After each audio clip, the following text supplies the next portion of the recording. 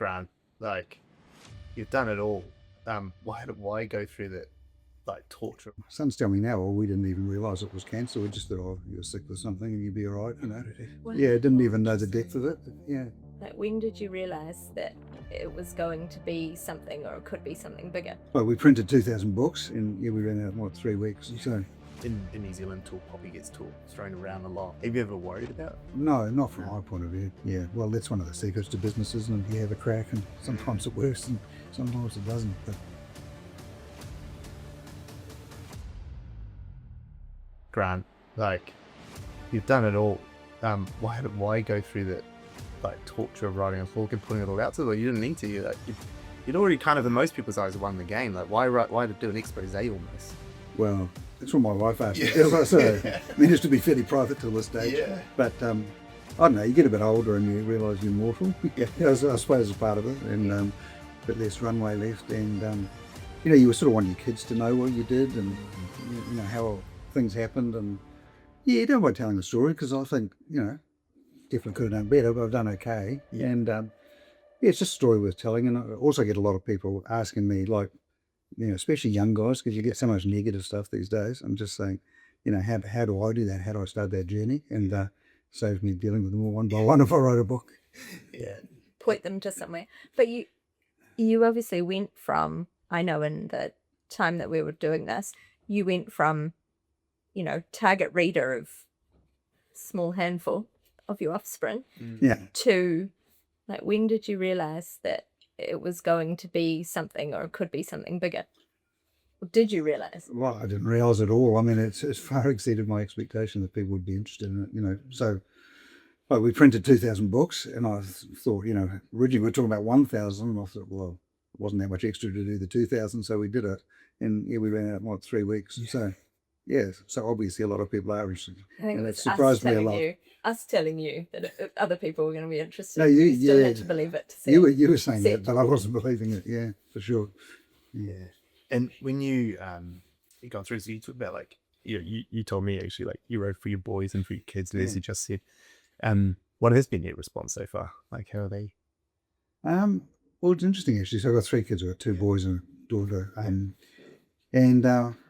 they all said, "Gee, I didn't know a lot of that," you know. And they were living, well, 2 boys living in the house with us while it was all happening. Yeah. So they said, yeah, sort of, they were just living their lives, and You're clueless, I think, as a kid. Yeah. aren't yeah, you just don't know. I mean, you know, we talked in the book about the cancer thing, but my kids were like 13 and 10 at that time, and my sons tell me now, well, we didn't even realise it was cancer. We just thought, oh, you're sick with something and you'd be all right, you know. Wow. Yeah, didn't even know the depth of it. Yeah, but it's strange. So stuff just passes them by, and they're in their own world at that time. Yeah. I think, like, for me as well, like, even talking with my mum, I like get these stories out of her now, and I'm the same. Like, I'm like, wait, when did this happen? How did that happen? Yeah. Like, Was I there? because, like, you got to write a book, and I think actually, like, when you think about your book, you know, all the success that you had, actually, like, the things that probably resonate with a lot of people is just, like, the real human part of it. That real, like, actually, you're just a guy doing this thing, going through this process. Like, how does that play out for you? Like, when you hear that? Well, it's kind of weird because for me, like, you know, you try all these things, but you don't necessarily believe they're going to happen. You know, you want them to happen, but I always think back to the first thing we sort of made decent money out of, and I went from being, you know, just kind of a normal guy trying to get ahead and look after my family and stuff to, hey, I've got some spare money. Here's when we sold that Blue Star business. It's like 30 odd years ago now, but I was almost shocked at it. It's like, whoa, like I've got $7 million. Yeah. Whoa. How did that happen? Yeah. You know, because you have so many times along the way you think it's not going to happen. And in that business, we were millimeters away from disaster quite a few times. Yeah. So when it finally came out and I still had the money in the bank, it was just, yeah, it was unbelievable. Really. How was it? So I'm going through the same process you'd been through, well, towards the end of my piece of it now. But how was it for you, like, opening up all that to these guys, like starting to let them, like, trust them as well to tell that in the way that they did? Oh, I didn't mind really. I mean, Christina was great because I'm just like a download of, you know, disorganized gabble, you know, and she sort of put it into some sort of format that people would read and understand. Yeah, so Yeah, it was. it took a while Yeah. though to know what the book needed to be. Yeah. Like often a client will come and they'll say, I'm specifically trying to communicate this. And there's a framework or a structure that emerges really easily to go, okay, well, that's how we're going to communicate that.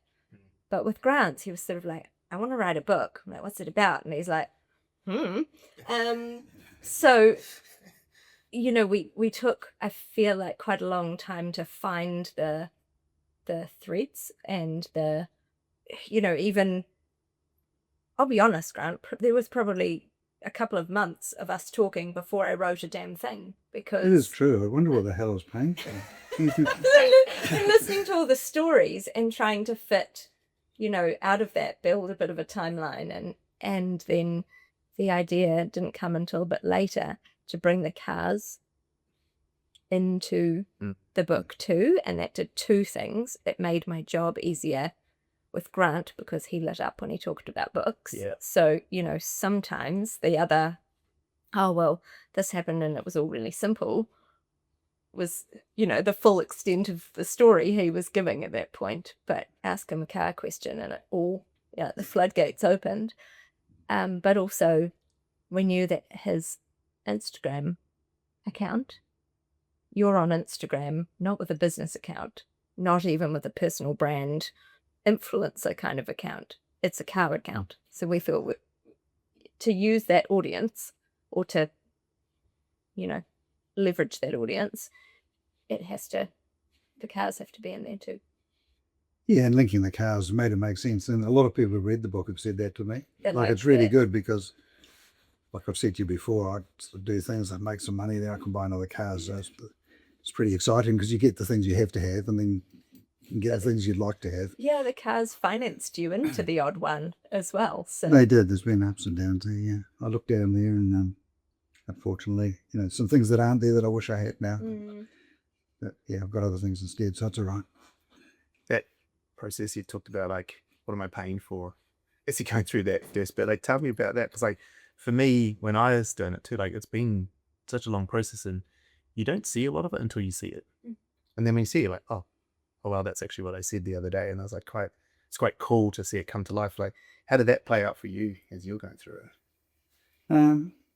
Well, I mean, I quite like reading the stuff back because you've got this kind of stream of consciousness going out. And when you get it back in some order, and I said to Christina a few times, like, she sounds like quite a good story. I was surprised, and Even I I read would that read story. Yeah, I did say that. So I'd actually read that. Yeah, which in the beginning, obviously, I didn't think many people would read it. Were you concerned about the voice, like your voice at all at any point? Like, did it sound like you when you were getting it back? Yeah, it did. I mean, I think there's quite a few proofs went back and forth because Christina's using words that I wouldn't use and things like that, and not very manly things sometimes. So it's changed those bits. But yeah, it ended up sounding like it for sure. Because there's a concern, right? Like, you guys must get that a lot from people. it's high trust in the beginning, but I think once you listen to someone enough, and in that initial bit, it was really just listening to Grant tell the stories. You start being able to sort of imagine how he would construct, the next sentences too. And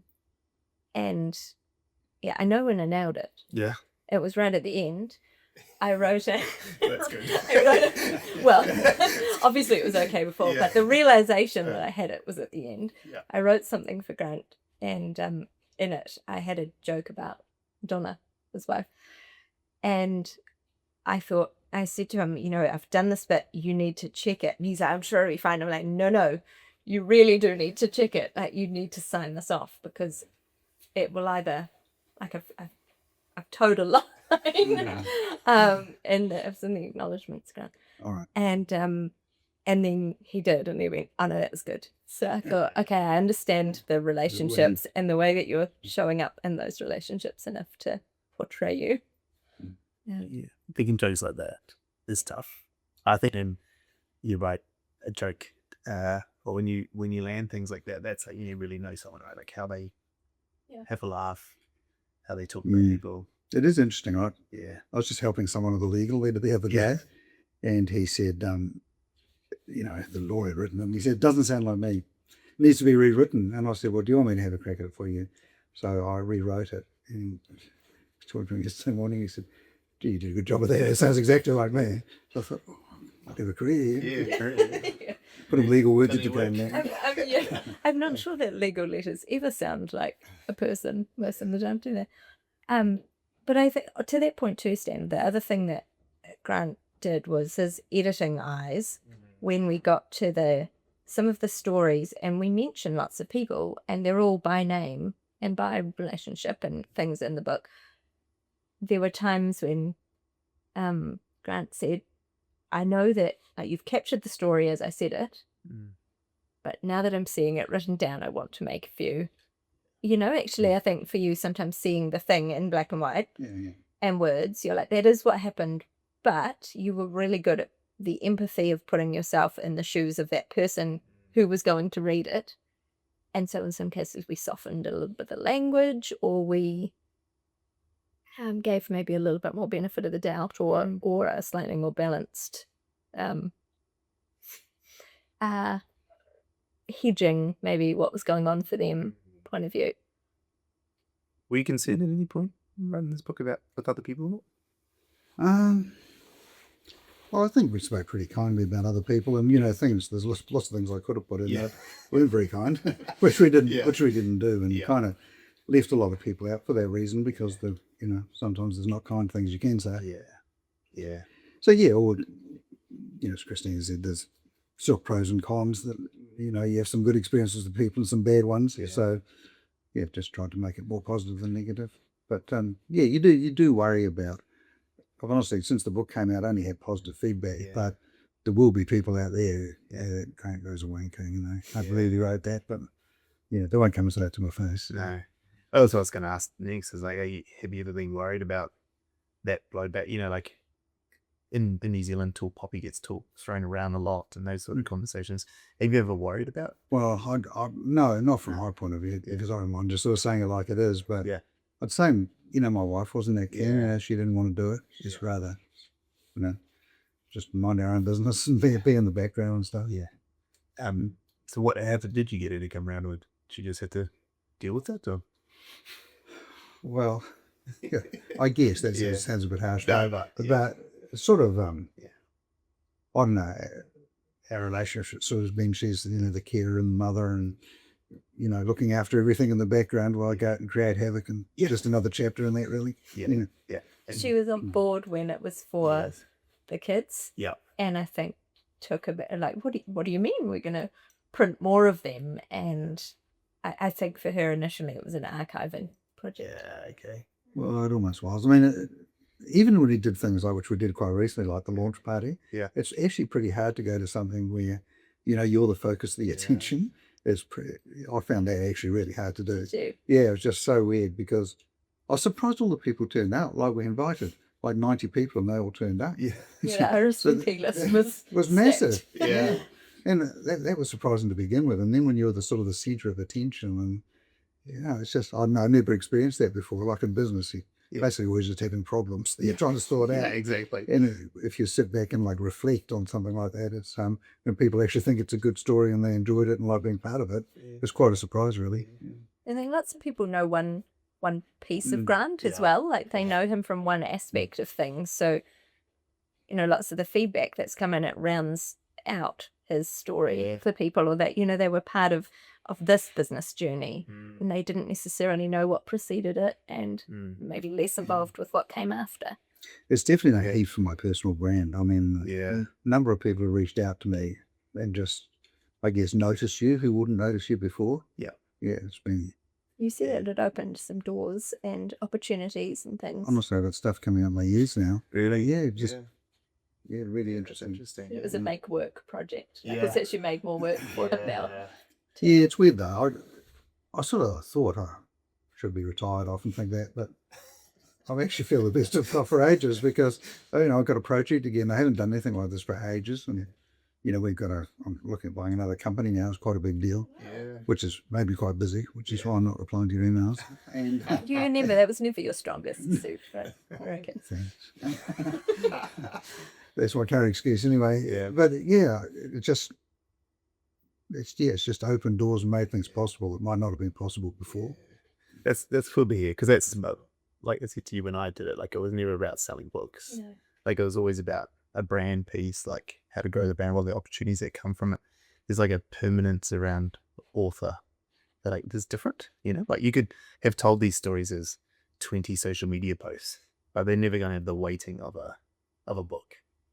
Right? No, I think that's right.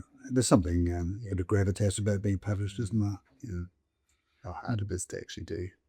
Yeah. It is. It's much harder than you think. Yeah. Even if you've got someone else doing the writing for you. What bits did you find hard, Grant?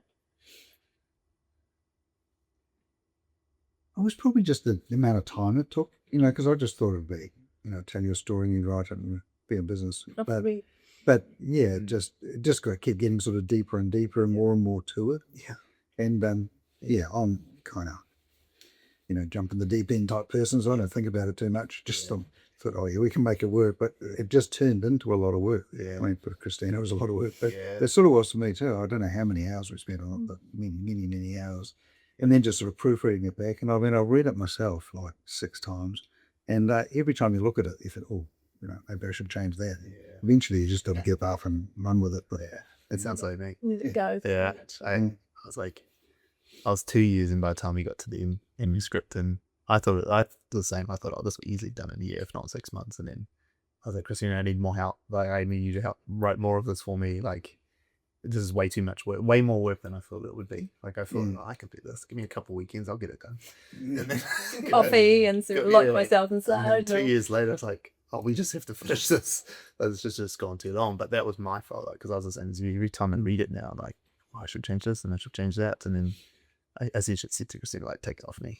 Yeah. Like, just take it away from me, because like I will change this until the day it comes out. You can keep titivating, right? Yeah. Grant's was a little bit less like that in that your story, yours is about ideas, Stan.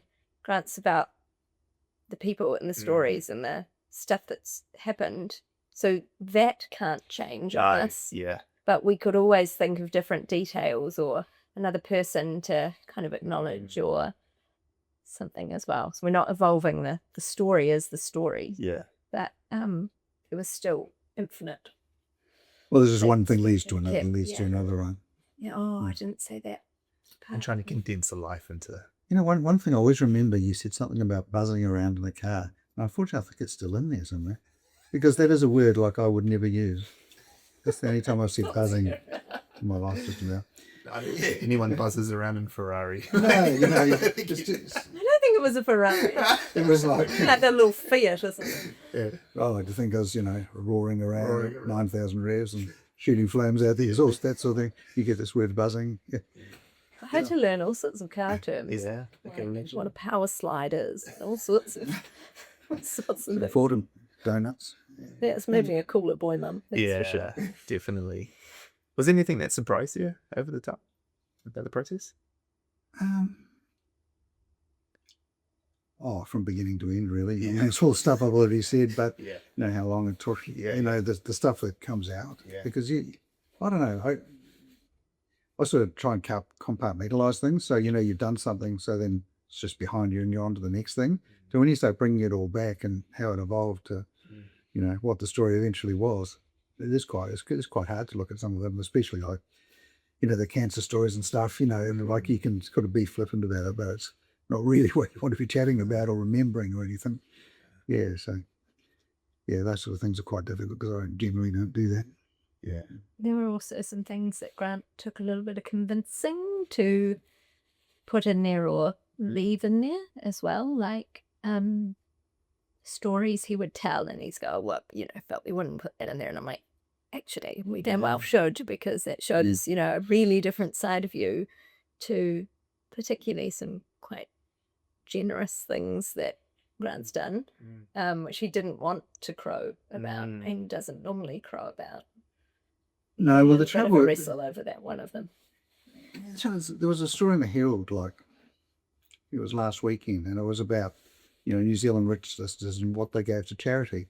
And I was reading all the letters to the editor after that, and they're saying stuff like, "Oh, they think they're big time because they gave some money away. Well, they can afford it. Why don't they give more?" And talking from their mansions about, how generous they are. And so, what is wrong with people? That's why you don't want to tell their story. Yeah. I mean, they don't have to give any money away. They do it voluntarily. And I know some of the people in the art home, know most of them actually, and know some cases what they've given. And, it's lots and lots of money. So some very good charities that have benefited lots of people, but people are still critical of them. So I think generally that's the sort of private thing you do it, and you don't tell people about it, and you just you did it. Yeah. Was there any particular stories that you got into the book that you really didn't know if you should? Well, this is a particular one I think Christine's talking about. But when I was undergoing chemotherapy, I was you sit in a room and you get plugged into these things pumping this stuff into your blood, and I was there with a whole lot of breast cancer women, and it's a funny place. It's like sort of a gallows humour there because you're all in trouble, right? So if I make it through, it's terrible, really. You sit in these easy chairs. It goes on for a couple of hours, and it's an unpleasant process, quite painful to do and everything. Anyway, we got talking to a woman. Her name was Viv. I don't know if I've told you her name before, but she was up in Northland, and we just got talking to her. She had a couple of kids. She was, at that time, late 20s, early 30s, something like that. And they give you these things on how likely you are to live. They give you a percentage. It's all pretty confronting. Yeah. But, so, I've got 60%, and if I take this extra drug, it'll go to 70 and all this sort of stuff. And Biff said, I said, what about you? She goes, 5%. Far out. Then, why? And she said, she had HER2 type breast cancer. I'm using terms I don't really know about here, but that's what she said. And there was that drug, Herceptin, and it wasn't funded by the government. So they had a house up in Northland, and they mortgaged their house. And I think it was one treatment, but the total treatment was like 120 grand, something like that. And she said, well, and this Herceptin was known to cure this type of cancer. So it was basically kind of the government saying to the health service, well, you can die, we're not going to help. Changed her number considerably. Oh, well, it changed her number from like 5% to 90%, right? So anyway, we ended up, what I tried to be a business person about it. I went to the oncologist and said, look, I think it's a shit situation. How about, you take all your margin out of the deal, and I'll just pay you the wholesale cost of the drugs and you treat her. But he wouldn't do that. So we just ended up paying for the treatment. And she's still alive today. This is 20 years ago now. She had 2 more kids, and get a Christmas card from her and her husband. If all their family history, what's happened the year, we send one back. And they're completely different life to us. They're actually Maori people, and from Northland. They're sort of living that lifestyle, and she's got the moku and all that sort of things. It's like totally different to our lifestyles. So it's a pretty weird relationship, really. But we do keep in touch. But you think. I think it's a good story. And it's a good story that he didn't necessarily want to include, though. Well, apart from being something you haven't told anyone about that. Exactly. So then to see it in black and white was... Because of that reason you just talked about with the people saying, like, they'll always take the negative side of it. Is that what you're worried about? Or just because it's just saying you don't need to gloat about it? I don't know. It just feels awkward, Yeah, I don't know. I mean, we do other charitable things which we need to talk about, but so, I don't know if you say.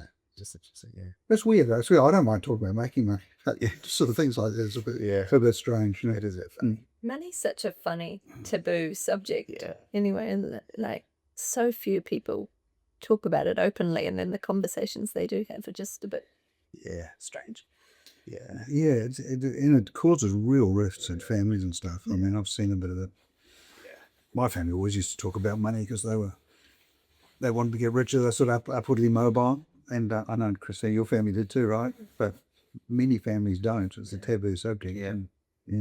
Yeah. It's something that I've always tried to speak pretty. I come from a pretty poor family growing up, and I didn't know that you didn't really supposed to talk about money. We just had none to talk about. So once you started doing it, so I talk about it. And now, like in my business, we've always been pretty transparent with like everyone knows everyone else's salaries and everything and what it is and the money, and they can all see the bank account and said, well, I'm not just pocketing everything. Like, because you always think about that being impulses when you're growing up in your careers. You think, oh yeah, you go on, you're taking all the money home and all the things. And like I try to say, and there's we're only 6 or so years into our business. It's like most of the time I'm not paying myself. Like most of the time I'm doing all this work so you guys can get paid, and it's just like having that transparency around it.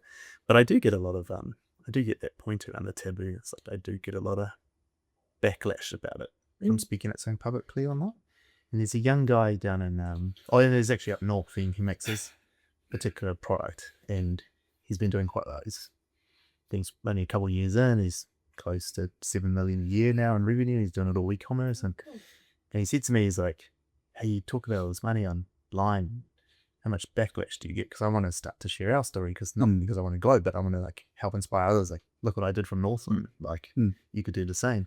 And I said to him, yeah, I get heaps of it, but like, who cares? Like, there's not those guys, all those people, they're not ones who are trying to do what you're trying to do. And I'm trying to like help inspire people like you who are doing this as well. Like, we're not doing anything wrong. We can sleep at night and we're all doing the right thing, right? But it is different when it's like, I do agree. Like, I don't ever talk about any of the money I give away. Like, any of the stuff I've given to family or whatever, or all the stuff I give to the staff, and like, staff are like, will ring me up and like, dang, can I get advance on my salary? Like, I'm just spending my money. I'm like, oh, just take it. Like, just go buy. I'm not going to let you starve. Like, just go buy. It's not an advance. So take it. Like, just go. Yeah. You don't talk about that because like it feels weird, like you say. It does feel weird, I mean, I could tell a lot more stories today, but I don't know why it feels weird. Yeah. But yeah, the making money part of it doesn't worry me. No. And I've never had much backlash, right? I haven't had haters for it or anything. It probably depends how relatable you are, I think. If you can be relatable to people, but it's when you get, I don't know, you get on a pedestal and people just can't possibly conceive of your life or anything like that. Yeah. It happened, the backlash when we started and why I bring it up is because now there's a book. It happened when the audience grew so fast. Like, it was okay when it was small and when I was on LinkedIn mostly, it was fine, other business owners. But as it grew on the Instagram and things like that, that's when it started, because then you had people who weren't in your world knowing now. And I wonder, like, and that's kind of why I asked, like, with the book, it's kind of spreading its wings quite fast and probably finding people that didn't even know it. Actually, I've told people I was coming here, and every single person who I said I was doing this interview with, they said they knew, that's the guy from Turner's, that's the 42 block. Like, they all had a different reason they knew you. Yeah. Which I thought was quite interesting too. The brain's kind of, You had the media for a few years for different stuff. that happens. Yeah. But you weren't really noisy in the media particularly either, which I think helped the appetite for them when you did actually launch. Yeah, I mean, people knew a lot about the brands, obviously. Yeah. And the Turners thing, since we did Tina from Turners, that's been so popular. That, people are always interested in what was behind that and how that come about. Yeah. The Turner story is a great story. I mean, obviously it's, for me, it's our best success. It's definitely best financially, but it's kind of not really the most high profile one. Yeah. But as a business, it's a great business. Yeah. Yeah, it's interesting because I knew all the stories that I'd like, all the main ones that when I'd gone, but I didn't know you were in the story. Yeah, that's right. Yeah. That's I found real interesting once I connected the dots. I was like, oh, that's a fun guy who's across all of the stuff, which I thought quite fascinating. Yeah. No, I always sort of purposely did that. I never sort of wanted to be on the limelight. When I used to work for Eric, probably quite old now to remember all this, but he was, I think he's a year younger than me, but when he was doing his thing, he was just doing so many deals. He was in the news every single day, about something, just day after day after day. And he became so famous, and I'm kind of in the background cleaning up the mess, It was my role in those days. Holding on for dear life. Yeah, that's right. But so in those days, he sort of got all the PR, and then when we did 42 Below, Jeff was kind of the front person of that. So he got all the PR, but there is that thread of I've been in all those places. Yeah. And so the book's obviously it's come out now, it's had a bit of success, you've almost run out of here. You're waiting for more of them. What's, like, in your mind, what do you think struck the chord for everyone? Well, I actually think there's a lot of people I sort of can't stand the media here, and it's a generalisation, but there's just so much negativity in there. And I was just reading something actually on the Craig's report this morning. They sent it a daily report, and they said, don't look at the news. You just come away depressed because it's every if it bleeds it leads sort of thing, but it's every negative thing that you could talk about and nothing positive. And there's some very positive stories at the moment, like there's more New Zealanders coming back from Australia than going to Australia. Well, that's a pretty good story. The oil price is now what it was before the war. Well, that's pretty positive. It's pretty unlikely interest rates are going to go up next time. That's positive, but that's buried away somewhere if you hear it at all. It's just, and I don't know, the way most people consume their news now on social media, and if you're a bit of I'm a negative bent, you get fed more negative stuff, and you just you feel terrible. I think it's good to go back to your original question. It's just good to say, well, look at the bright side of things. There actually are lots of opportunities, and people are going out and getting stuff and doing things, and not being knocked down and think they can't succeed. So it's kind of what you wanted to inspire, right? I said to Grant at one stage, at the beginning, how cars and power company and vodka and these don't have a lot of things in common. Like, how have you pulled this off this many times? But also, what does it actually take? Like, the question everyone's really wanting to know is, how did you do that? And not just once, but all those times. And Grant's answers are like, well, you've got to work really hard. You've got to have a big goal, and you've got to just not give up and stay after it. And I was like, lots of people have said that though. Yeah. Well, they might have said it, but they might not have done it. Exactly, that's what you always said. You're like, they can say the things, but actually knowing what it feels like and looks like to do it when it's hard as well is, and so that's what we kind of wanted to reveal a bit too. Yeah, there's another interesting insight on that too. Is you keep trying when things are hard. So there's a podcast just came out a couple of days ago with Liam on it, and it's a long form podcast, about an hour and a half. And he's talking about when he got fired from Red Bull and all this sort of stuff. And I was talking to him about it yesterday, and he said, like, my basic personality is, I'm unhappy because I'm always striving for that next thing. And it's almost like a drug. And, you get that hit of that drug, like in his case, you get on a podium or something or get some good points in a race. And so you feel great for about 30 seconds. And then you speak, right, what can I do now? And I think that's the other thing with business is like that. You've got to be a certain type of person to do it. And you get that big buzz when something goes right, but it doesn't go right that often. No. So there's a long time between fixes. And I always said that as well. Like everyone talks about how much I'm always just a 5 out of 10. And I never get to very much over that. Do you say that out loud? Oh, I definitely am a 5. Like people are sort of told about me, and then I'm like, yeah, well, that kind of is a real good representation of who I am. Because even when you get the peaks, like I'm so burned by what happens after them sometimes that I'm like, I'm not going to celebrate this right now because like tomorrow might not be as good. And I remember one time we moved into our new office, and my in-laws came over and like sort of all moved in. It was like this big celebration, and we're all sitting around having dinner, and my father-in-law turned to me and was like, are you happy about this? Like, you've just got this brand new place. It's amazing. I was like, oh yeah, I'm stumped because this is also, he's like, can you take your face? Like, it doesn't look like it. And I was like, well, I am, but like now I've got to pay for it. Like now I've got to pay for this place. Like it's just, that's business. Like you kind of just, like you said, like you have these wins and you got to celebrate them, but now you got to chase the next thing. Yeah, I mean, I think a 5's quite high for an entrepreneurial person. Pretty more a 4, Yeah, I gotta say, like, I don't often get very upset, and I also don't get very excited. You're just moderate. Yeah, we were like, when was the last time you were 10? I was like, probably my wedding, and that's probably the only time. Yeah. No, it is difficult, and I think that's what people don't realise is you spend most of your time just going through difficult stuff. Yeah, and you don't even let yourself get too happy, do you, in case it goes pear-shaped. And you don't reflect lots either, which I think was what was surprising for Grant, was to sort of stop long enough to look behind him and go, oh, and this, and this, and this, and see some of the threads and what had led him somewhere. Yeah, I think that's true. I mean, and I don't like to dwell on the past because the past is what I don't even consciously do that. I just don't do it. But yeah, you got to learn from what you do and learn what went well, what didn't, and apply it to the future. But yeah, to sort of sit there and think. I was talking about cars I've sold before. I sold a car about 6 years ago now, 5 or 6 years ago, and that I had in here in this building, and I sold it for quite a lot of money. But that car's now worth sort of triple what I sold it for. If I just hang on to it, I think I'd be so much richer. I thought, well, who cares, like, can't take it with me and I can't change it. So, yeah, you just carry on. Funny. What's book number 2?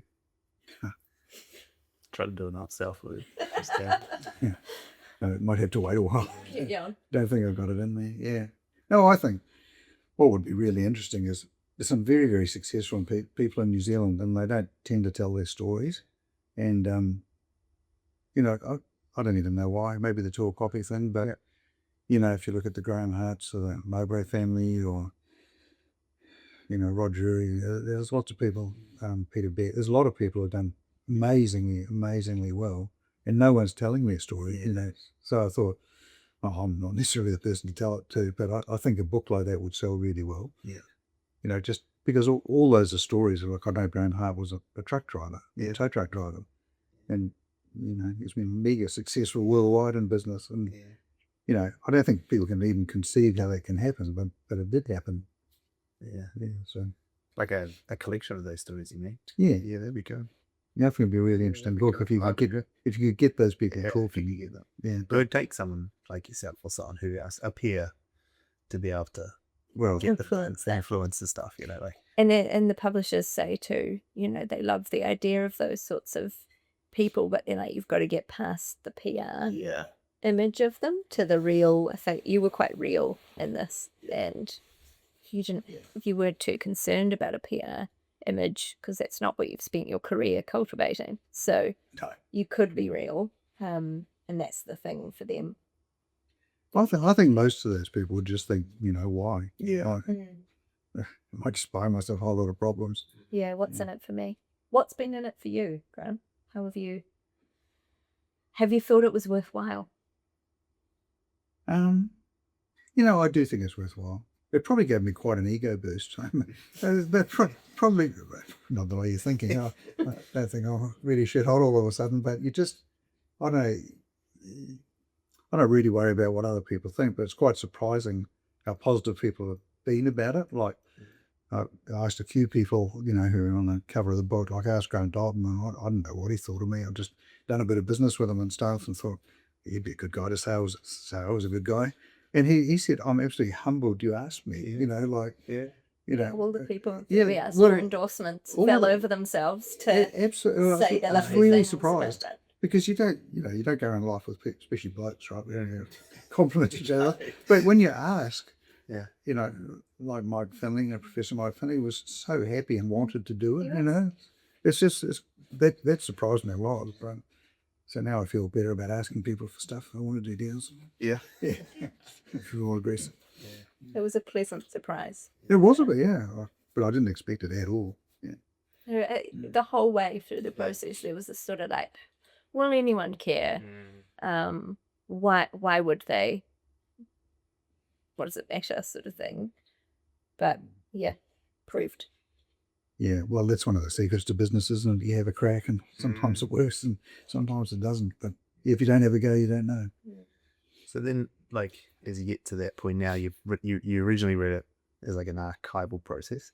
How have you, when your kids think back and they read some of the stuff you said before, they didn't even realize the cancer was a thing, like, how have they taken reading that story, and like, has it changed anything there? I think it probably has a little bit. Like, my kids grew up different to how I grew up because they grew up in a wealthy household. And my wife Donna was very, very keen on them going to university and all that sort of stuff. She really pushed them. So my kids are quite well qualified. It's my chance to show off here. But I've got a son who's a software engineer in the States. He's got a master's degree at Berkeley, works in Silicon Valley, so that's kind of a big deal. My other son got a law degree and economics degree with first class honours. So they're, academically very good, but they haven't, they've gone down the academic path as opposed to an entrepreneurial one. And when they read this, they're going, oh, how are you go to university? Didn't do any of this stuff. Like, You guys have made us do it. yeah. Yeah, but that it's made them embrace things a bit more, I think, in terms of a different way of looking at things. Yeah, and be more entrepreneurial. Yeah, rather than they both make like good money because they've got good qualifications and all that sort of stuff. But it's not going to make you a billionaire either doing that. So They're in the employed paths, aren't they? yeah, and I think it's what people do, isn't it? You go to a good school, you get into a profession, you have quite a safe life, and you earn quite good money, and earn a good, have a good house and have some overseas trips and all that sort of stuff. But you can't have the absolute top shelf life unless you go and do something for yourself. Yeah. Yeah. I wonder if your son in Silicon Valley, though, he might eventually find something there. I mean, that's like startup capital, right? Like, yeah, well, he actually works for a startup, and he's got a lot of shares. Yeah. Hopefully one day they're going to list it, and It's he's going to do well out of it. Which Some pointers. yeah, that's right. But I mean, he in his spare time, like he's a nerd, really. Yeah. Like, in his spare time, he'll learn different ways to code, and he's watching games in his spare time, other things, and that I think that's made him more like that. He's more likely to click with something. cool. Yeah. What would you say if, like, there's someone else thinking about this? Like, what was something that you would say them going into this to, like, let go or do differently? Like, how would you have changed if you went to do this process again? I don't know. It's sort of hard to give advice on this stuff because the reality is a lot of people try stuff and fail at it, and if you say, have a go, don't worry, you're a long time dead, all that sort of stuff. But you don't want to be 40 and try a whole lot of things and be broke off. So it's kind of hard to give advice. And, the way the world works, not everyone can be successful, can they? There's not, if we all got to the top, well, there'd be a new top, wouldn't there? It'd be somewhere else.